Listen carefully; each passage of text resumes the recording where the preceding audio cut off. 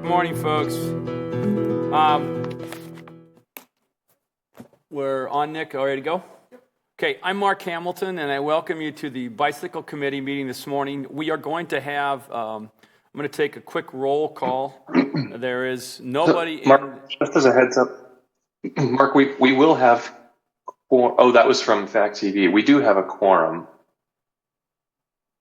I just wanted to call out that I got a message from Fact TV. I'm just letting them know. I'll type it. Sorry, Mark, go ahead. Okay, well, we've got Joe, Ryan, and myself here. Kelly and Don can't participate. So does that constitute quorum, Phil? Since you're a non-voting member? I guess we still need, do we need an outright majority? Because we have 3 of 6 right now. If Andy shows up, then we have 4. Andy's not here, and there's nobody else in the room. Well, why don't we wait until we see what happens with Andy? Let's get a clarification on that. Joe, Andy is here, so we do have a quorum. Okay. So Andy did just join us. So I'll start over again. I'm going to call this meeting of the Bike Committee to order. I'm going to take a quick roll call, and I'm going to start with my upper left, Phil Groupie. You're here. I'm here. Alder Maldonado. Here. Ryan Husselman. Here. Andrew Potts. Here. Okay, and I'm Mark Hamilton. I am here. I know there are 2 people who will not be joining us today, and that is Kelly Jetzer and Don Krim. So with that in mind, I'm going to go ahead and call this meeting to order. And we took a roll call. And the first item of business for us is the approval of the minutes. Move to approve. Okay, we have a motion by Joe. Is there a second? I'll second. Andy. Seconded by Andy Potts. Is there any further discussion? We'll move to approve. All those in favor signify by saying aye. Aye. Aye. Aye. Those opposed, same sign. Okay, motion carried. The next item on the agenda is public appearance for non-agenda items. And we have someone who came in the room. Steve, are you registering for any? Okay. All right, we will move along. We're going to go to the agenda items under number 4 on the agenda, and we'll start with bicycling-related events in and around Fitchburg. Phil, you have the floor. Okay. Pretty quick here since we're getting into the cold months. Mentioned this briefly at the last meeting in October, but there's this Santa Cycle Rampage that's coming up. There's a few of these sponsored by the Bike Fed that are going on around the state. This coming Saturday is the one in Madison. If you check out the website, there are several different starting locations, sort of feeder routes that are going to meet at Brees Stevens Field. Folks dress up as Santa. It seems like it's a good time. I haven't participated. And then there's I think it's like a 3 or 5 mile ride that they have the kids who are there in attendance lead the ride. So kind of a relaxing, brief hour-long ride around. But looks like it'd be fun this Saturday if you want to get out on your bike with a bunch of crazily dressed folks. That's the place to be. The Madison Queer Bike Ride, that's been on here for a while. That's happening every month. Second Wednesday, continues through the winter, it looks like. And then Mark sent this out. I'm not sure if it made it to the whole bike committee, but there is an informational meeting on cycling without age, which we've talked about a few times this year at the senior center on a Wednesday afternoon next week. The other item of note is just that the B-Cycle stations that are out, they've got limited time left this year. B-Cycle does take the bikes in for the winter. And I think December 15th is the end date for the 2023 program. So if you're looking to get out there 1 or 2 more times, you've got about 10 days, it looks like. That's everything I've got. Okay.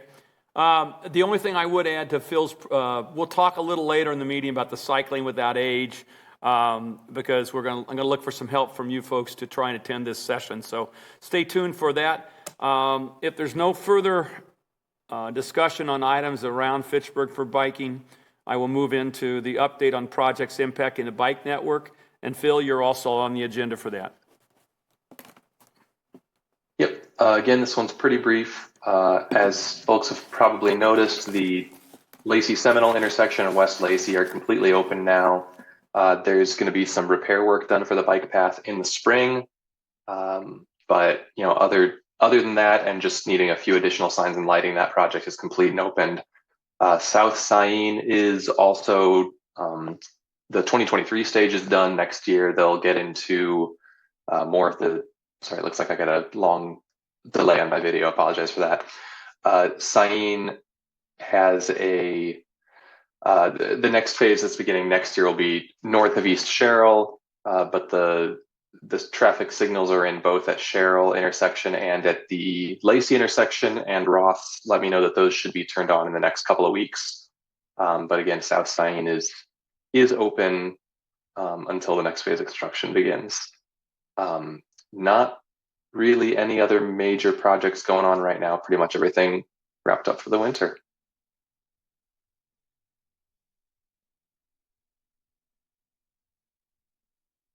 Public Works to our next meeting to give an overview of the 2024 projects. I don't know if Purcell Road was on there at one time. I don't know if it's going to be done or not done this year, and anything else that may impact the bike network. I know that the city, the councils, and Joe, you might be able to confirm or deny this. I think they passed slowing down and putting some bike lanes on Pembroke/Sherrill Parkway. But I'd like to hear where we are with all of these so we can track these. That's one of the things the Bike League wants us to do, is have input on these. So the quicker we can get that, the better off. And we don't meet again until February. So, Joe, do you have anything to add to that, what the council's talked about with road projects? No, I don't have anything to add. Okay. Well, again, if we just put it on the follow-up list. Anything else, Phil? The one other item I'll note, and this is looking forward a little bit, but I think at October it was mentioned that there was an amendment to remove the bike lanes from extending the shoulders on Wayland Road. Correct me if I'm wrong, Joe. My understanding is that council voted down that amendment, so the Wayland Road bike shoulders are still in the 2023 budget that'll be carried forward for a next year project. You're correct. It was voted down. Yeah. Okay. And Joe, thank you for your help for that. Again, this bike committee, as you know, at our last meeting did support that being voted down and keep it in the goal or the work to be done. So that's a positive thing for the biking community. Next, then, if nothing else, Phil, I'm going to move into committee project tracking. All right. I think we've got another screen share here. Yeah, if you can screen share that, that'd be great. Yeah, did you want me to pull that up? Okay. Yeah, if you wouldn't mind. Sure. So what I developed last June as we looked at where we were with all of our activities, we have done a lot of positive work, but I think it's important that as we set goals and become a more effective committee moving forward, and I did this when the new membership joined.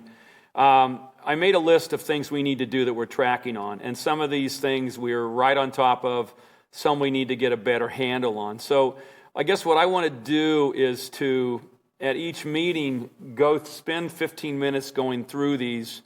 I don't want to start it till 2024, but I do think that I put down some information about traffic and roads, and Phil mentioned a couple of those. I continue to get, regarding traffic and roads, I continue to get queries about connecting our network to Oregon. And that's one of the things that the Bicycle League told us we need to continue to do a better job of, connecting with our surrounding cities.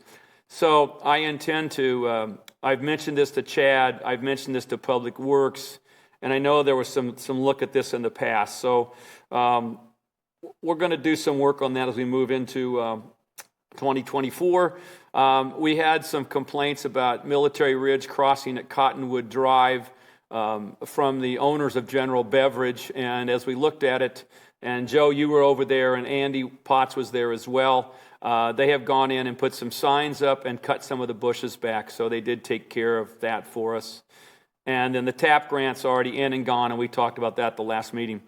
The next item on this list quickly is TrafX data. We've got a lot of data, and Phil's going to present this later on in the meeting. I would like us as a committee to start looking and analyzing this on a regular basis and moving it around, because the bike league noted that while we were collecting, we weren't doing anything with the data. So we need to start looking at it that way. Next is the bike ped plan, and I was going to talk about that later, but I'll just tell you now that in a meeting with Chad Brecklin, the money is still in there for next year, but he wants to push it back to start it in June, which I think is fine. It still gets us done by the end of the year. And we've got a lot of other events in process around this education plan. We've got a group working on education in community and schools. We've got they want us to set goals in this new plan and track quarterly. We'll start doing that. So this will just be a continuing item. And I have recommended to Chad that everybody on this bike committee becomes one of the members on the ad hoc committee that's going to run this project through. So more to come on that. Senior cycling, we'll talk about that in a minute. The bike league application, number 5 on this list. We think we want to put this in and talking to the bike league and talking to folks at Bike Fitchburg, submit this in 2026. I have a meeting with Chad after this one today about city feedback on a plan that I put together for him that we'll share with you when it's finished and go forward. Item 6, we've got some positive things gone on with parks. We are putting in all of our community and neighborhood parks, we are now going to have APB rated parking.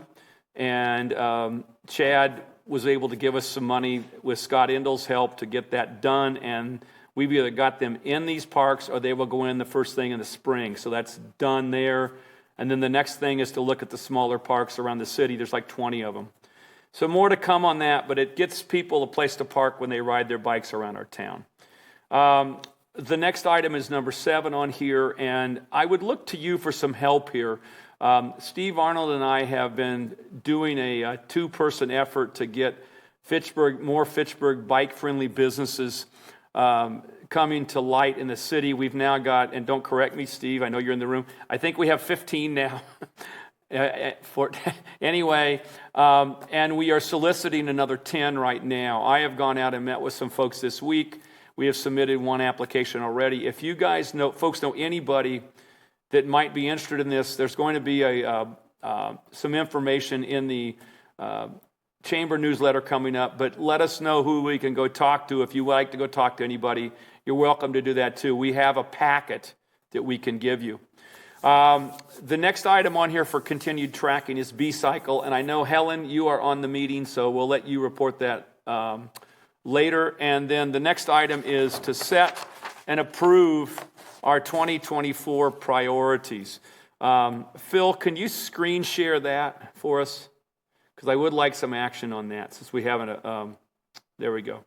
So since I become committee chair a couple of years ago, we drafted goals and objectives to 1, keep us focused as a group, and to 2, to let our city leaders and the community know what we're working on.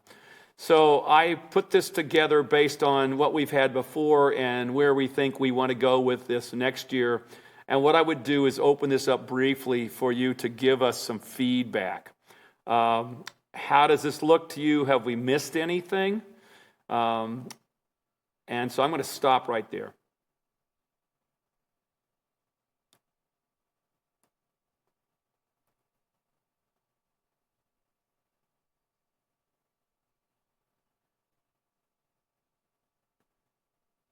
No feedback on what's here? Any suggestions, ideas?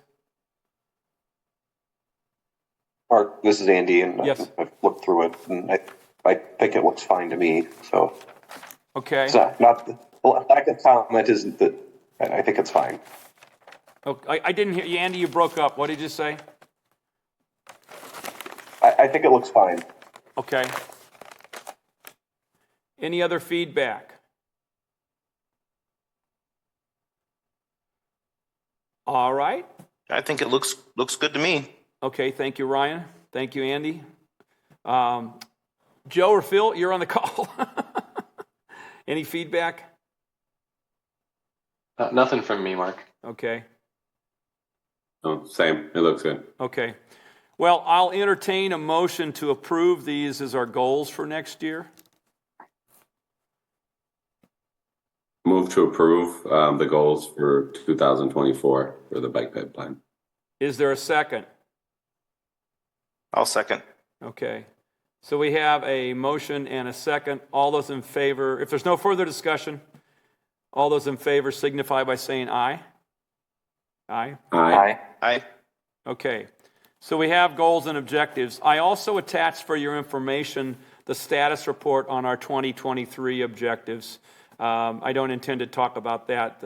And so what I'm going to move next to on the agenda, thank you for that support. I would, before I move off of this, Joe, I would suggest that it might be a good idea sometime in 2024 to put the bike committee again in front of the council and the alders and let them know what we're working on, particularly as we talk more about this goal journey and moving forward and the bike ped plan. I don't know what would be a good time. We went to the council of the whole in 2021 and told them about the committee, and I think at least half the council has turned over since then, so it might be something to think about offline. Sure. Do you want me to communicate with our council president and CC you and Phil on it? I think that would be a great idea, and then we could determine what we're going to present and keep it nice and brief and just let them know the key things we're working on. And more importantly, I think having them know what we've done so far. And we've done a lot. We just haven't got to our ultimate goal, but I think we've made some significant strides in what we're doing along with our colleagues in Bike Fitchburg to move biking forward. So, okay, well, we'll wait to hear back from you on that. Thank you very much. Next on the agenda, if we can go back to that, please, Nick or Phil or whoever, is senior cycling planning minutes. I attached some information to you that Phil shared on senior cycling, and we had a small group of Steve Arnold, a gentleman named Mike Grady, who's also on the Bike Fitchburg board and is a trained LCI leader in addition to Steve Arnold. Tony Hartman, former alder and former bike committee member. David Hill from the Senior Center.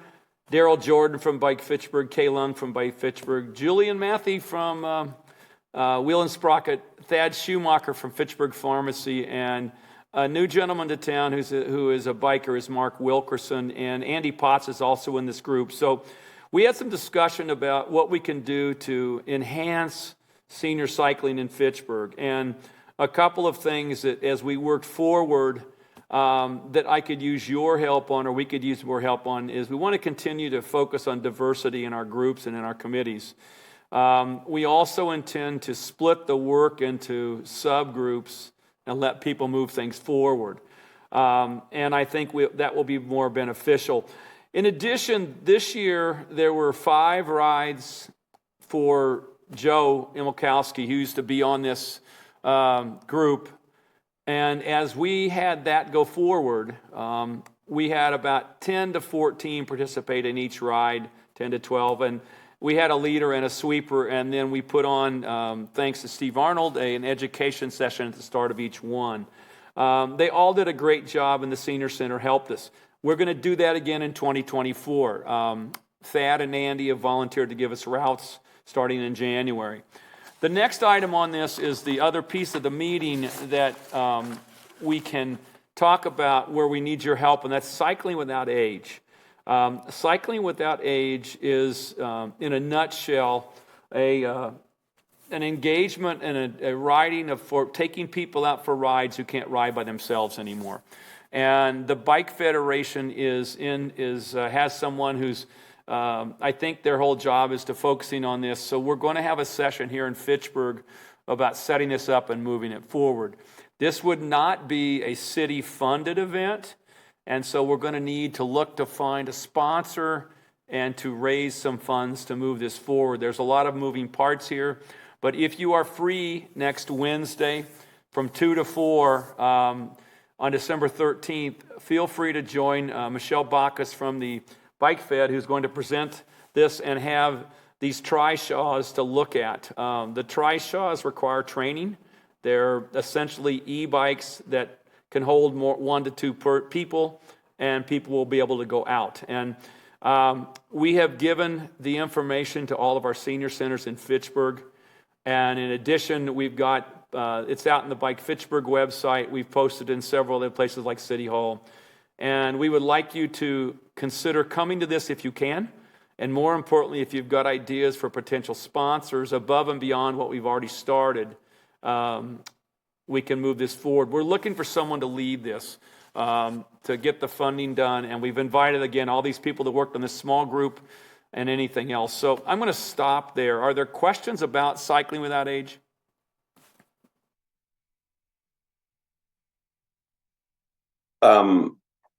Mark, has there been any outreach to? There's a particular member of the committee on Aging Well. Her name's Janice Hughes, and she's taken a particular interest in increasing access to the senior center to particularly Black and Latino populations. So she may be somebody on the Commission for Aging Well to reach out for if there's a specific kind of interest in diversifying the Cycling Without Age group. I think that's a great idea.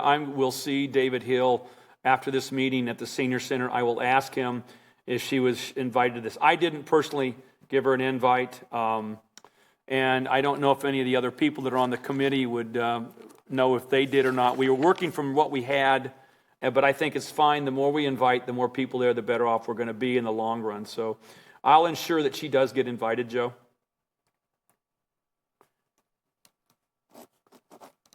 So and then just from my experience,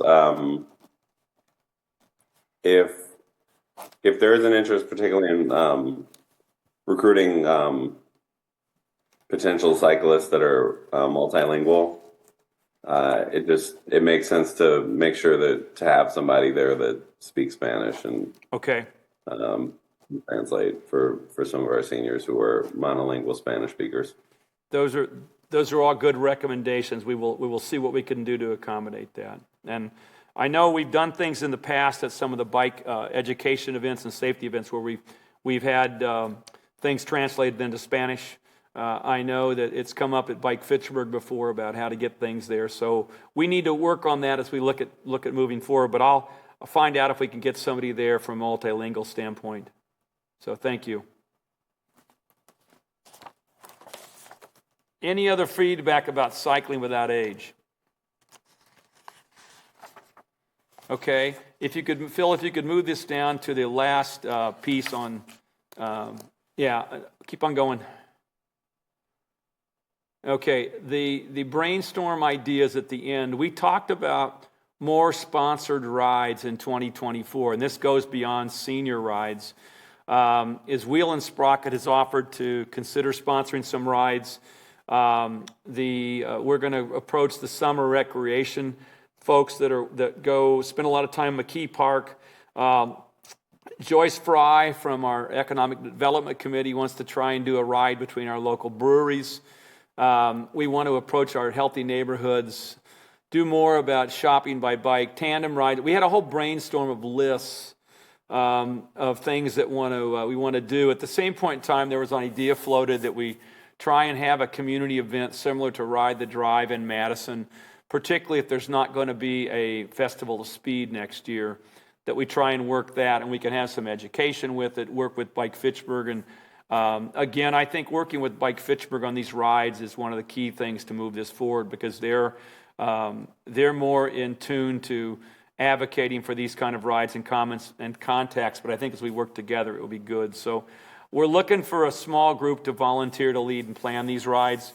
Daryl Jordan, the president of Bike Fitchburg, and Julian Matthew from Wheel and Sprocket volunteered to start thinking about this.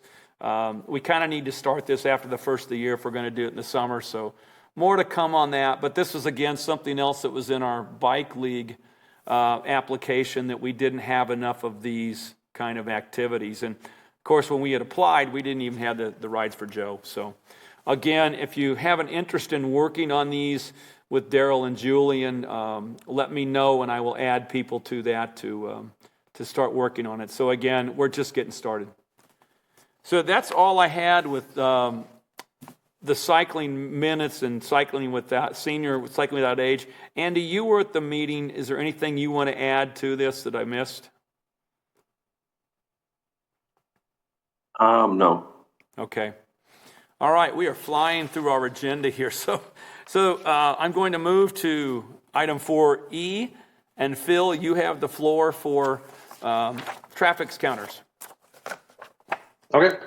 Just a quick update on what we're getting on data here from our traffic counters that are out in these locations. You can see shared here. We've been collecting data for about 2 years now, and have, as Joe mentioned, we haven't done a lot with it yet. We've certainly got a good amount of data indicating a healthy amount of ridership around our trails. In terms of analyzing that and using it to actually using it to inform any public works project that hasn't happened yet. So that's something I'd still like to do with Ross. But the first step is just kind of taking a look at this data, seeing what it tells us at all. And there's nothing particularly surprising. I did note, I'm not sure what was happening here, highlighted 2 of these cells where we had a huge spike in data that there must have been. I'm going to have to check in with Joran on the over on the parks team and see if maybe we had some overgrown grass or something that was waving in front of the sensors and really boosting those counts up higher. But there's a couple of outliers there on the Badger State Trail counter that I did a little bit of manipulating the data for a later graph. I just have a couple things in here. Yeah, as I said, there's nothing super surprising in here. We see generally higher ridership on the weekends. Those are the orange bars here, January through December. Lower, and this is not total ridership, but an average hourly count is this graph on the upper left. We get more riders per hour in the summer than the winter. We get more in the weekends than on the weekdays. This is 1 July. There's this huge spike here on weekends, but again, I would imagine that was probably influenced a little bit by that unusual 50,000 count month that we had here. Might have been a couple Saturdays that the grass was blowing extra hard. And then just for total traffic here in the bottom right, there's dark blue is weekday commutes, light blue is weekday other. So for commutes,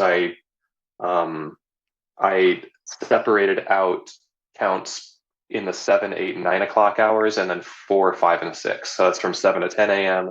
and from 4 to 7 p.m. as the weekday commutes in dark blue. Weekday other is actually quite a bit higher, surprisingly, for me, in light blue, and then weekends in green. So haven't done a ton of analysis here, just kind of some interesting split in kind of when we're seeing ridership. I think that gives us a good sense of whether our trails are being used more for commuting or if it's more recreational. And at this point, seeing what we are with the dark blue lines here, that weekday commutes are quite a bit lower than I would have expected. I think that probably these counters, where they're placed at least, all of these major trails through Fitchburg, and I don't think this is particularly surprising, these trails seem like they're being used a lot more for recreational riding than for at least a daily commute to work. Now, again, looking at where the counters are placed, this isn't shocking. Over here by the roundabout, these trails are more recreational in nature, unless you've got quite a lengthy bike commute to work. But it's a pretty small percentage of people who are commuting 4, 5, 10 miles to work that are doing it by bike. So maybe we'd get a little bit more commuter counts if we put some of these counters on different locations, and that's something that we're going to want to look at in the future, either adding new counters or moving a couple of these to different spots. But that's what we're seeing so far here. I took these numbers down a bit, found that the Badger State Trail is generally at about 90% of the count that we're seeing on the Military Ridge counter by the roundabout as well. So I just did that for June and July of this year, as I just took the Badger numbers and said, well, what if they were actually 90% of the military, like they have been most of the other time? So these aren't the actual counts. But just to get a better number, a better looking graph here with the original 50,000, this orange or the gray line, sorry, from Badger was so high that it made the rest of the graph pretty difficult to look at. So with those June and July numbers in the gray bar tweaked a little bit. Again, nothing super surprising here. A lot of peaking ridership in the summer months, with the three, 1, 2, and 3 here, Cannonball, Military Region, Badger, are the three that are right by the bike roundabout. So those are the three that we see the highest numbers. There's almost certainly some double counting here, something to be aware of, that if somebody's coming in on the Cannonball, the only way that we're not getting a double count here is if they're going north up into the into like the Allied Drive neighborhood, or if they go down the Cap City Trail. Otherwise, we're always going to get some double counts here. But those three are our highest ones, followed by the 2 other Capital City Trail, which again probably has a little bit of redundancy with the overpass by Fish Hatch and that East Cap City Trail exit, sort of that exit out of Fitchburg over by Cyene Road. The floating one here is what we've got in McKee Farms Park, is the next highest, and then South Fish Hatch down near like K&A Greenhouse at Irish Lane and the dog park there. Very low ridership. I could see switching that counter from South Fish Hatch somewhere else. I think it's a little bit lower numbers than I was expecting to see. I'd be curious to, maybe move one of the bike roundabout counters somewhere else in the city as well, and just see if we can get maybe a little bit better sense of ridership in different areas, and think about ways that we could use this that's a little bit more useful for our public works team. So far, that's what we have from our 2 years of data. Haven't done a lot of deep analysis, but at least just getting some preliminary looks at the numbers. So that's what I've got here, Mark. I don't know if anybody has any questions or comments or other insight that you can offer I haven't thought of, Joe. Joe. Steve. Yeah. Thanks, Phil, for compiling this data. It's really comprehensive, and I appreciate it. So you mentioned that there was kind of lower bike commuting than you expected. I'm wondering if it, I don't want to make my own conclusions, but I feel like we need to look at other data to back this up from other cities. But can it be somewhat attributed to just the fact that Fitchburg is kind of a sprawling place in general, outside of kind of a few areas of the city? I'm wondering if we were to look at kind of outlying parts of Madison, where the landscape is similar to Fitchburg, if we wouldn't find the same numbers versus a downtown Madison where it's pretty densely, built, and people may be more likely to bike commute in that type of an environment. I think that's exactly what we'd see. It's not a surprise that when you look at the data that we're submitting for our bike-friendly community applications, that if you look at the U.S. Census self-reporting data on commuting, Fitchburg is around 1% or just below 1% who self-report that they commute by bike, where in Madison it's 3 to 5%. Still pretty low, if you compare it to some of the countries that are notorious for a ton of biking. You get into the double digits there. But yeah, Madison has a higher percentage of people who commute by bike, and that's, as you mentioned, that includes the outlying, more suburban areas of Madison. I think in downtown it's probably even higher than that. And this is why I've mentioned this before to this committee, that a thing to be aware of is that making the city bike friendly doesn't just mean adding trails. It also means thinking about how and where and why the city grows. If we're growing more in a sprawling suburban style, that lends itself less to easy bike infrastructure than if we do more vertical development along main corridors. So it's, obviously it's not the role of the bike committee to influence planning in that way, but it's something worth thinking about, that there is always overlap between different citizen bodies in the city, but that's one that the way the city grows has such a massive impact on cycling. And I I think you've nailed one of the big things that we're up against in Fitchburg to try to improve the bikeability is just how much less dense it is overall. Just one more follow up.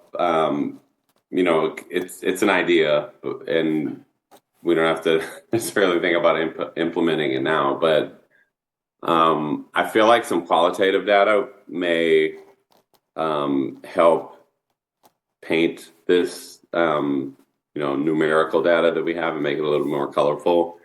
And the first thing that comes to mind is some of our larger employers in Fitchburg, like a Sub-Zero Wolf and, other places where like there's large amounts of employees, and almost asking, like approaching a company to do like a survey, what are barriers to commuting for you? Do you commute? If so, how often? Just to get a sense for like what would be missing for somebody to go from like I just ride on the weekends to I'm riding my bike to work. And I used to ride all year, winter included. But sometimes there's just things that make it difficult for people to be able to do that, and they opt towards driving. Joe, I would agree with you. Yeah, sorry, go ahead, Phil. Go ahead. Yeah. No, go ahead. I was just going to say that I like that idea. We did put out that the survey to the chamber membership kind of in the middle of COVID, and we got a few responses on that. We could probably do it again and maybe target it more at the large employers, as you mentioned. But we did get some responses from chamber members, so some business owners around Fitchburg that gave us a little bit of information on that. That's something that we could use to help inform this as well. I can send you folks the results. And I'm also. Oh, sorry. No, that's okay. Go ahead. I'm also just thinking about, I know there are some employers not in Fitchburg, but that have like pretty beefy accommodations for cyclists. The first two that come to mind are, I think Findorf like has a whole shower system for their employees, and I know Epic is pretty known for being bike and other forms of commute friendly. So I don't know, maybe it just may be worth and this isn't our scope necessarily, but finding out what employers do to accommodate cycling and share that with other employers here in Fitchburg that may be able to consider replicating those things. Yeah, I think those are all great ideas. And as Phil mentioned, I will pull up the chamber survey results and share it with this committee, perhaps a focus group to dig into this in more detail. I think the other one that's missing from what everything has been identified is determining our mode. As we tried to complete the application, we didn't have a count of mode. We had some counts from TrafX, but we didn't know the mode, and the Bike League has asked us to try and get to that. So we need to do some focus work around that as well. So if you'd like to, and this goes to the people that aren't on the meeting, if you'd like to become part of a small group to take a look at this, how we can enhance it, how we can get another chamber survey done, let me or Phil know, and we'll put something together starting in 2024, because I think this is very important. And I think, Joe, letting our businesses know how many people are coming through here is important. Letting our city leaders know as well that we do have a significant number of people. 35,000, was that what it was, Phil? I'm joking in that 1 month. But anyway. Apparently, yeah. I think this is good. Now, I'm going to go against protocol. Steve Arnold is in the room, and Steve said he had a question. So before we move off this, Steve, what is your question? Yeah, thank you for recognizing me. I'll fill in a registration form for this item. But one thing I would like to see, Phil, that was not graphed, if you could, is compile by hour or quarter hour through the day And it would be, so the width of the graph would be 24 hours, and you would have totals or averages wouldn't matter for each year, for each time segment, and separate the weekend from the 2 weekend days from the 5 weekdays. I think that will help us see a lot better how our recreation versus commuting than your kind of binary graph that just showed a bar for the 6 commuter hours and a separate bar for all the other hours. So I think that would be very illuminating. And I know you don't have that, but I think you can get it from the raw data. Yeah, I could do it really quickly. We can't do quarter hour. These traffic counters only capture by the hour, but we could do that breakdown. And I've got pivot tables together that, there's already labels for all of that. So it'd be really easy to throw that together. I was a little slow to respond there because I was going to pull up the data and see could I build that graph really quickly before this meeting's out? And probably not, but one thing that's doable. More to add would be that preceding our own traffic counters, we had done manual counts in February and June of each year, and I still have those, and the next ones will be coming up in 2024 for Winter Bike Week and Wisconsin Bike Week in June. So I think that's a good validation because we are counting the same corridors that where two of your counters are and one from Dane County Parks. Thank you. Yep. And I think that, thanks, Steve. The one thing that I was going to add then that you've kind of tied in here as well with that manual count. Mark, your comment on capturing mode. These traffic counters can't do that. We knew that when we were buying them, that they can't determine direction of travel. They can't determine mode of travel. What we would need in order to do that is something along the lines of a manual count at some of these locations that's looking at different days, different times of day, and get a sense of, on average, what percent of the people coming through are on bike versus other modes of transit.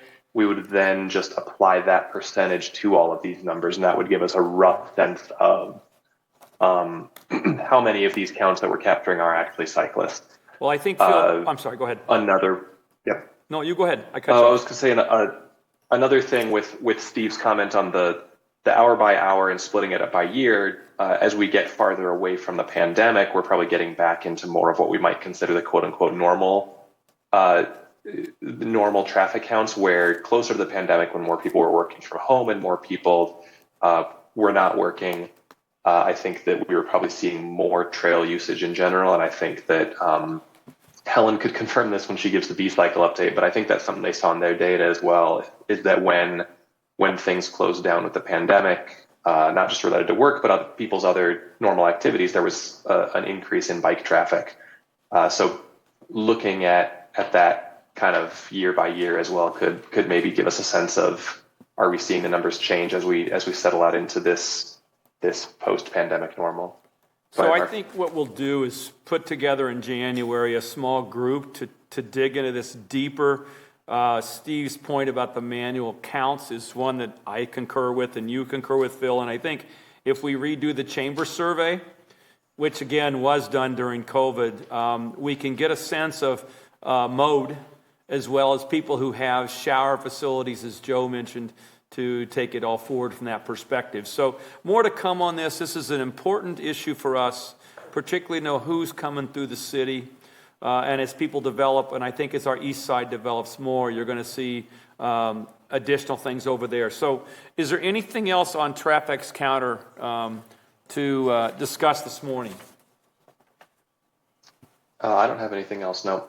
Well, good work for getting this started, Phil. Go ahead.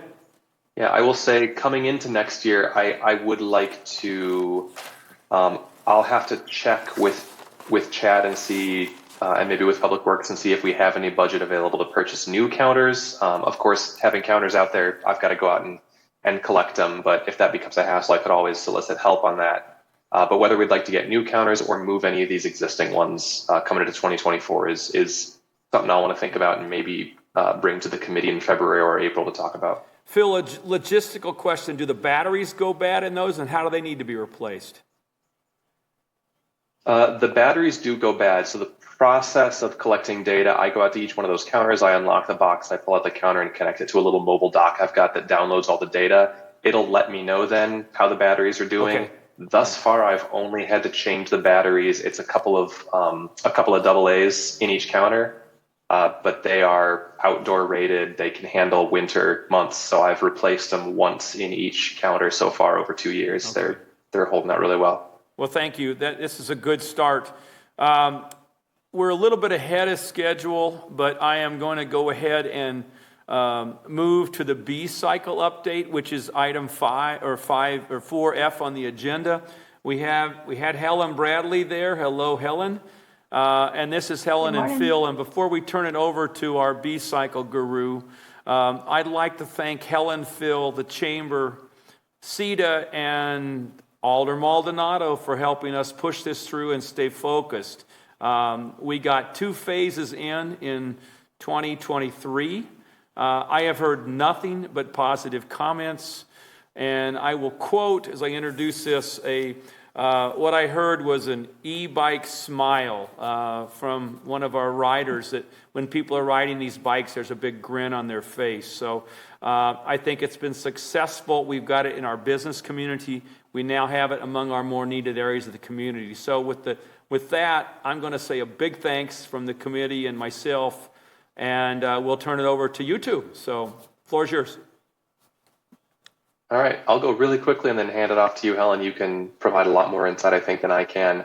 But a quick screen share again here, just to kind of fly through these 3 slides that I put in the packet. And the first one's just a title slide, so it'll be very fast.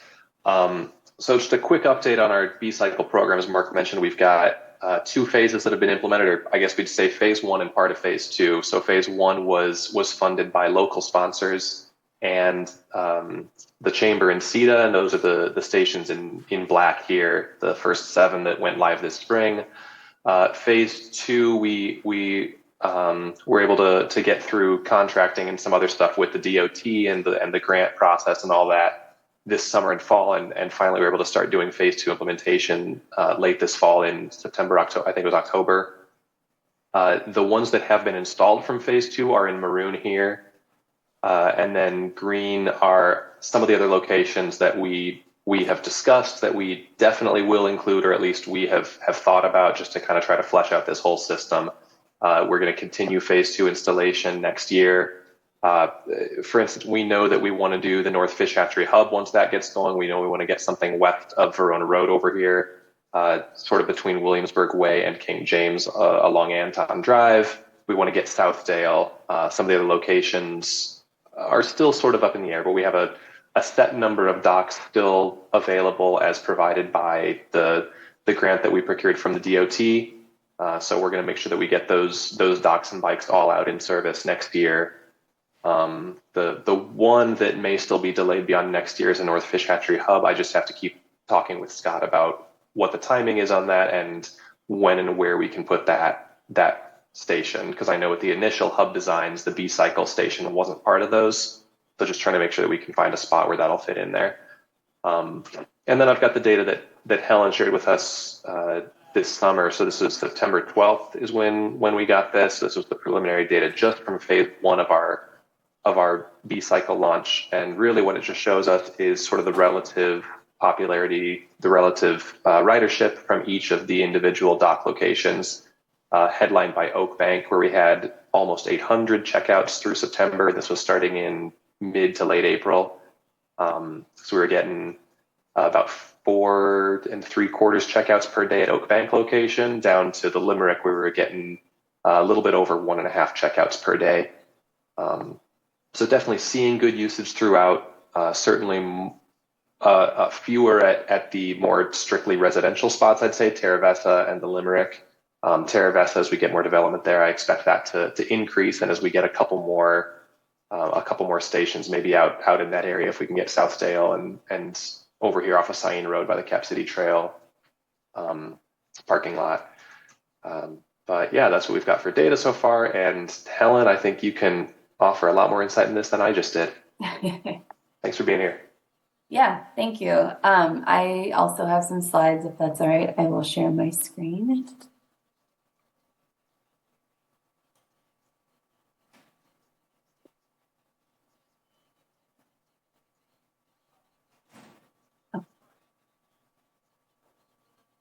All right, can everyone see that? Great, okay. Yep. Great, well, thank you for inviting me to join this meeting. I think we have some really exciting information to share with you today. Hopefully you all agree. I have a few slides, so I will try to move through this quickly. Can someone just remind me what time the meeting is supposed to end? The meeting goes until 9 o'clock. Oh, okay. I definitely will You not got take time. up that much time. All right. Sounds good. Okay, so this is just so you all know, we did this picture here was from our second Oshkosh North ride that we helped support Steve Arnold in his efforts to get students riding from kind of an underserved high school. And this was the first time we did a youth ride. And I'm happy to report everything went great.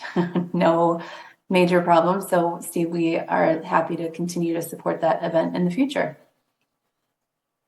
I just wanted to kind of take a look back of like, where did we start with all of this? And the picture on the left here was a bike ride that Mark, Lee, Phil, Tony, I think it was, and Mackenzie and I took back in 2021 or 2020. I think 2020. Okay. This was like September of 2020. Yeah. Okay. So this was 3 months into me working at B-Cycle. I started in June of 2020.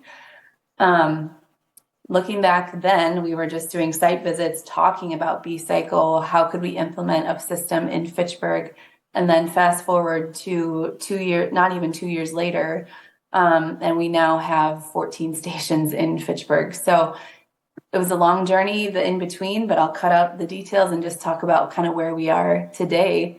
So this is my team installing stations at the Limerick and McKee Farms Park, right when the snow was just about clearing this year.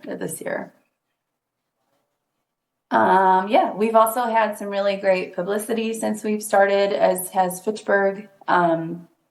Since we launched the program, we did an official launch in April at Agora. My timelines are very off, so if someone wants to correct me on a date, but I think it was April. Everything blurs together right now for me, but we had a really nice ribbon cutting ceremony. We did a group ride, just kind of talked about how to use B-Cycle and what it means for the city. So really great work to everybody involved in getting B-Cycle to Fitchburg. I know there's quite a few of you on this call, especially Phil and Mark, that had a huge hand in getting this all done. So we always appreciate your support along this journey we've had. I was going through some old presentations and I just wanted to show you our old station maps. On the right here is the station map from 2021. We had roughly 42 stations on the ground and about 300 bikes. If you look on the left-hand side, we now today have 93 stations on the ground.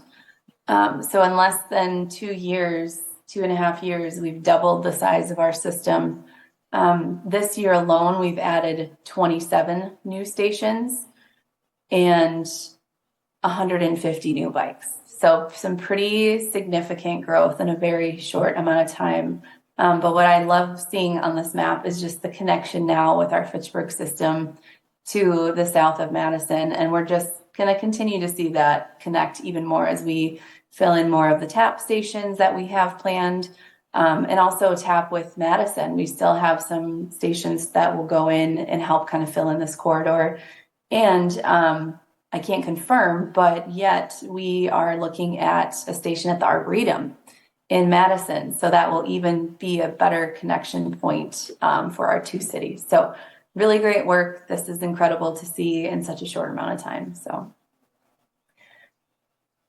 How we've kind of gotten connected. So, Angela and I have done a lot from the marketing perspective and tourism campaigns and things like that. And this is just one of a really great example, I think, of how we can work together and continue to do this in the future. So Destination Madison put together a really nice Madison by Bike campaign. This campaign is running for 12 months. It started this past summer, I think around May, and will continue through 2024. They put together routes for those that are new to town looking to get out and go by bike, either on their own or by B-cycle.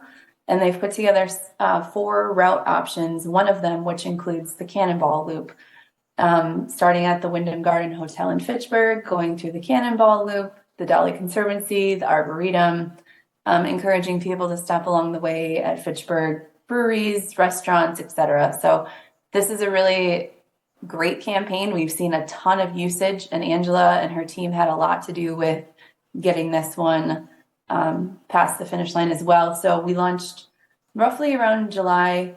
We offered for B-Cycle, we offered half off a single ride pass to anyone that wanted to try at our own discount. And we saw 1,000 signups to the program itself right away within the first week, and 138 redemptions of our single ride pass offering. So more to come on that too. We'll have some really probably significant increases in numbers from that campaign next year.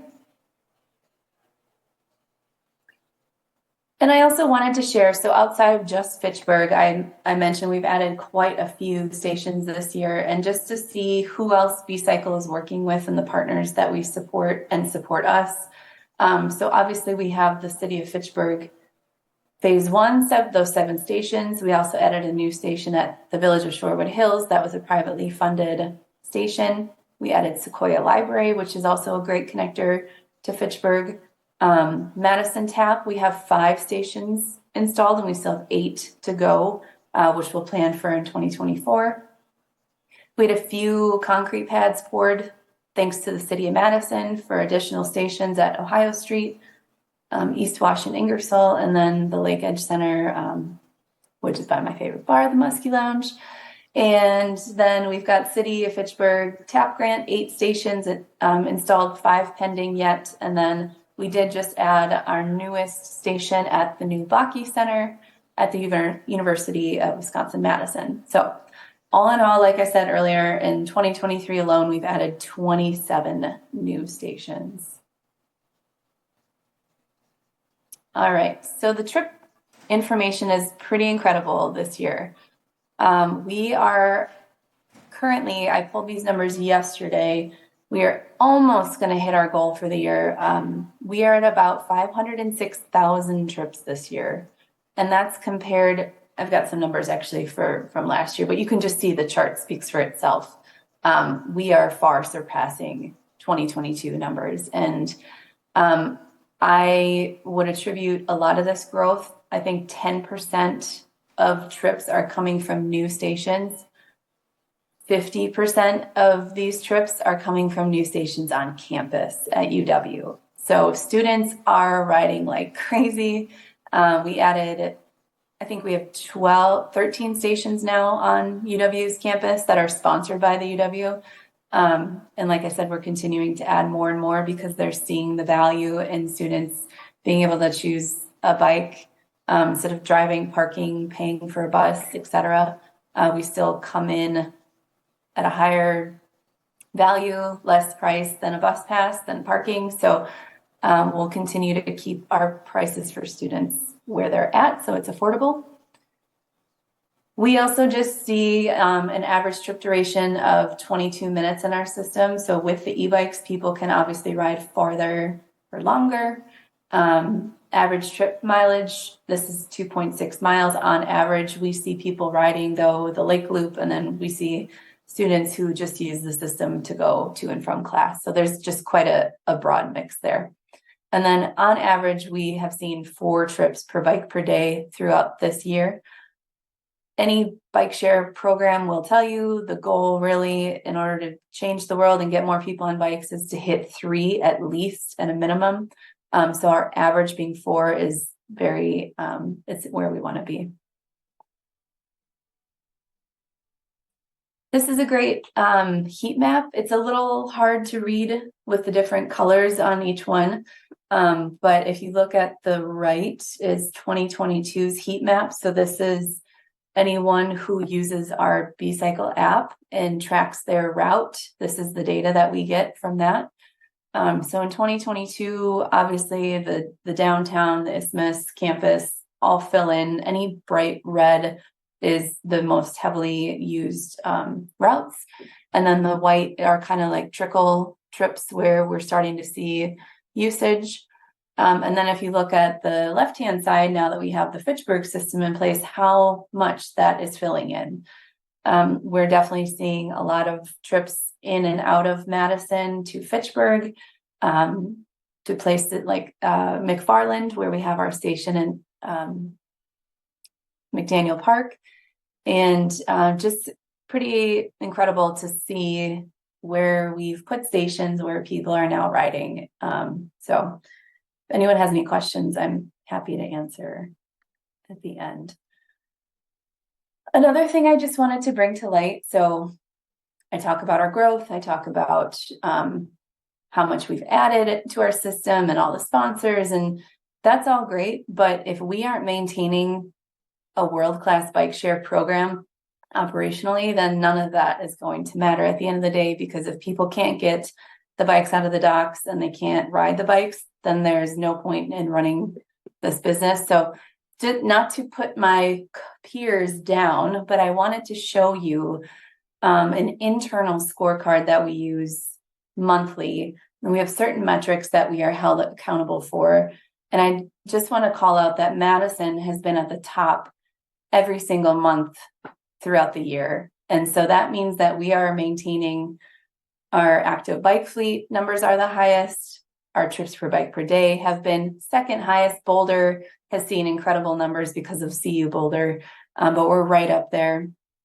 I am in charge of like sales per hour worked, staffing efficiency numbers are great places to work survey. Some businesses, I believe in Fitchburg, are part of that.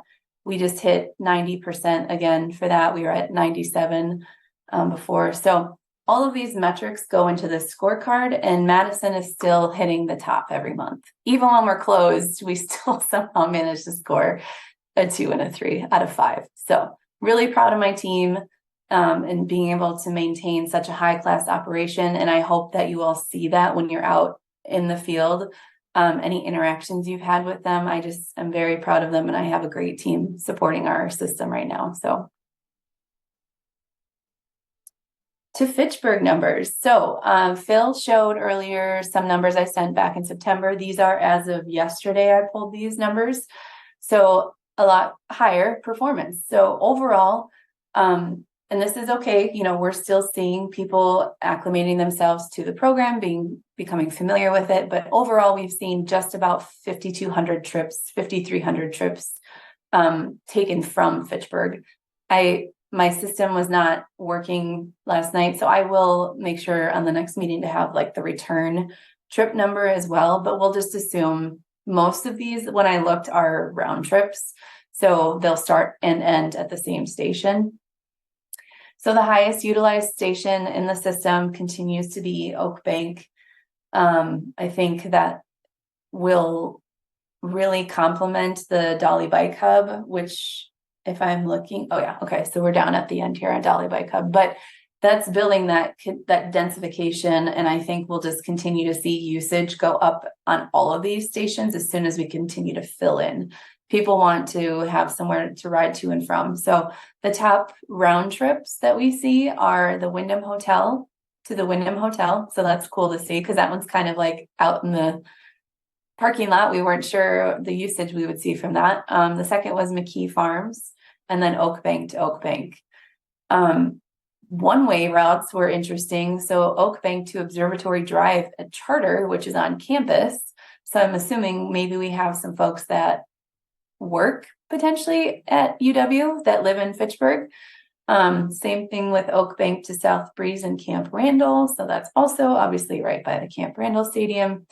And then Terravesa to Willie and Jennifer Street, that's a long trip, but that is awesome. That one, that's right in the Atwood Willie Street area, if you're familiar with that side of town. So really great ridership.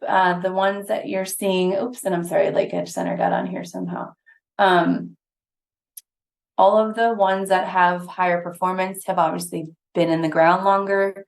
We expect that the others that we've just filled in with the TAP grant will continue to see higher ridership through next year. So we'll continue to report on a quarterly basis on that usage. So that's all I had.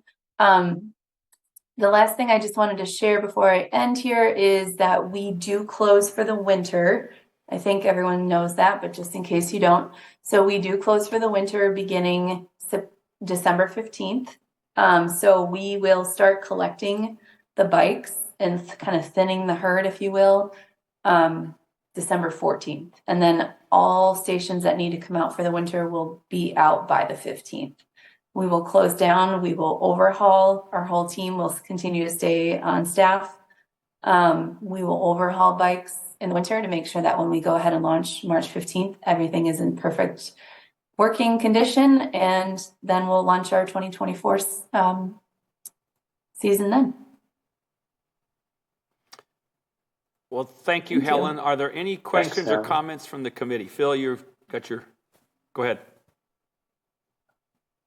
Oh, thanks, Helen. That was really good to see. I like to see all that. I love data. It's just so much fun.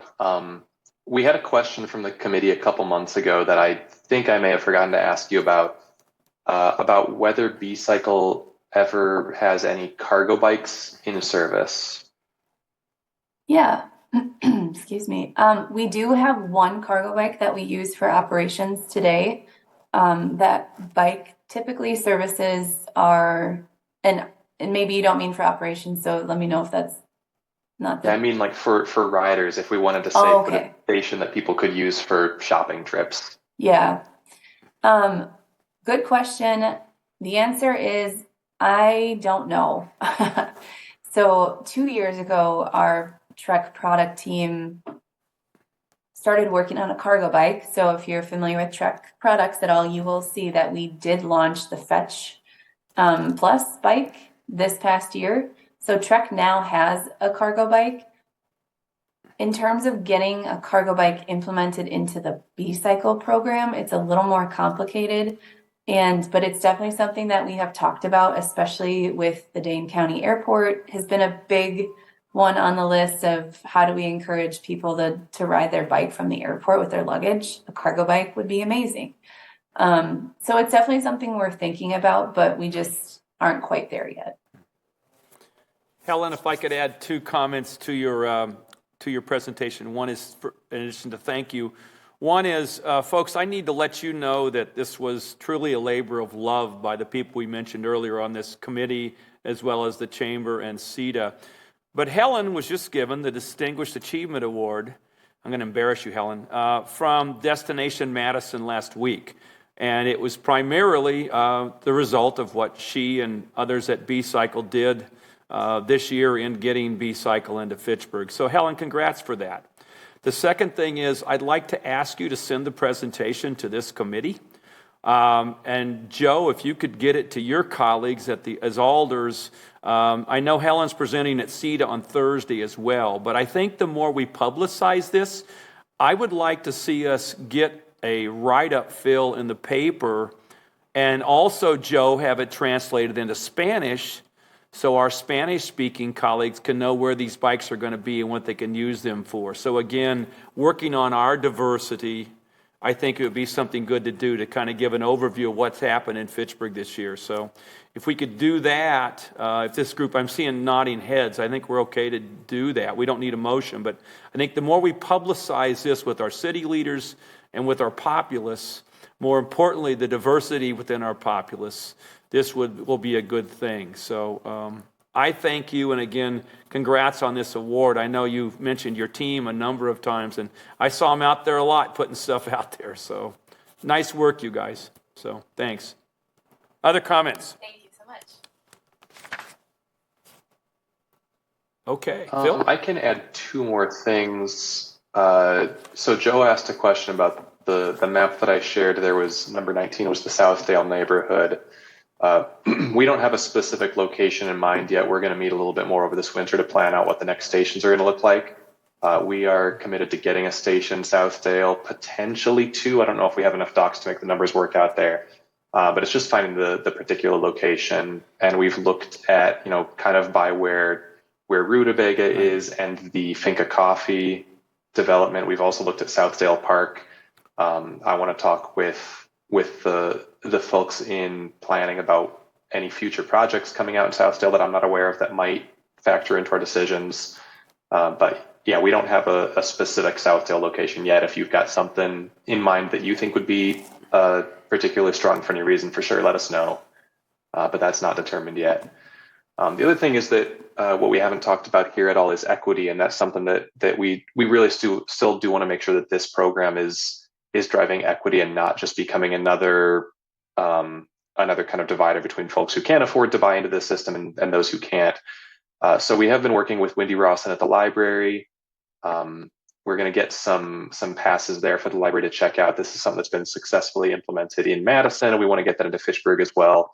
Right now, the complicating factor is trying to figure out what do we do about liability, because if somebody checks out a pass, they generally, if you buy a pass, you are signing a liability.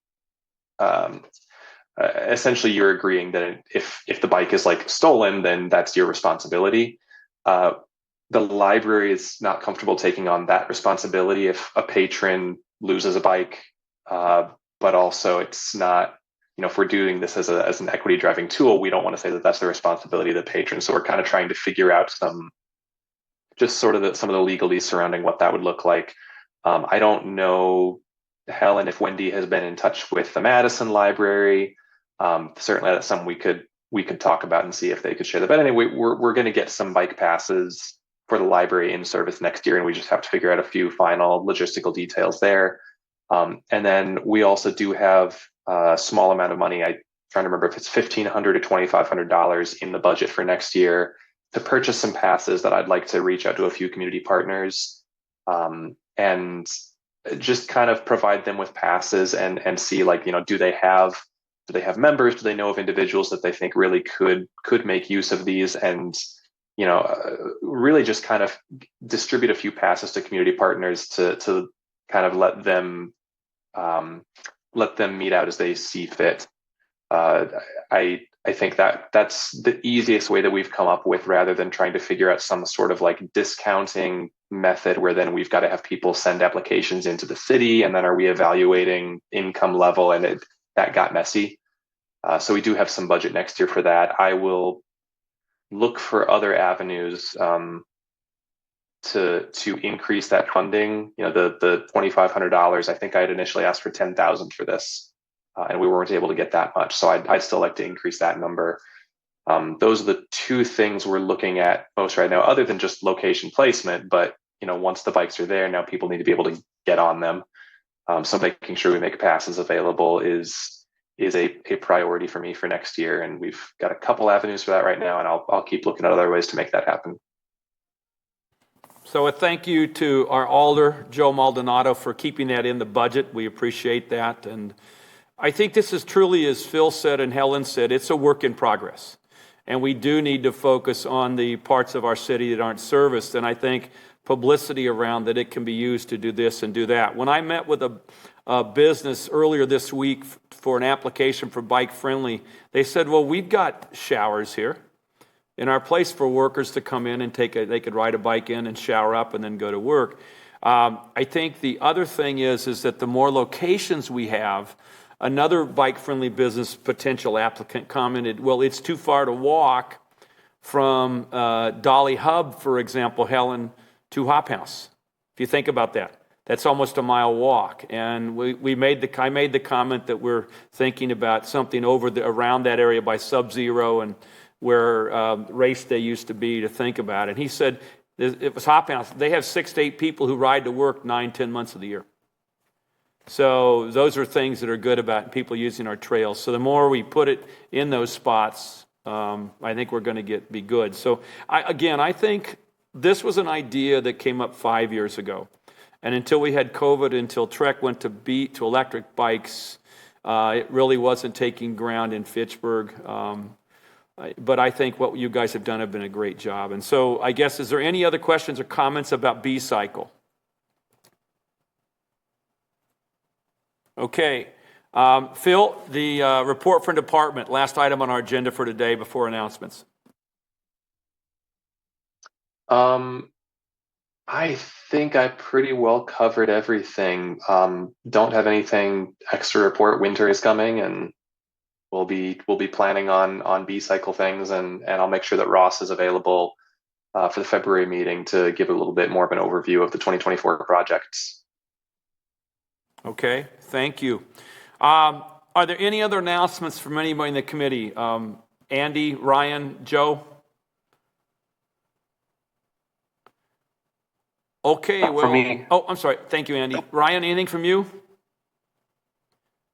No. You're our new member. Are we going about the right things, Ryan? I'll put you on the spot. Yeah.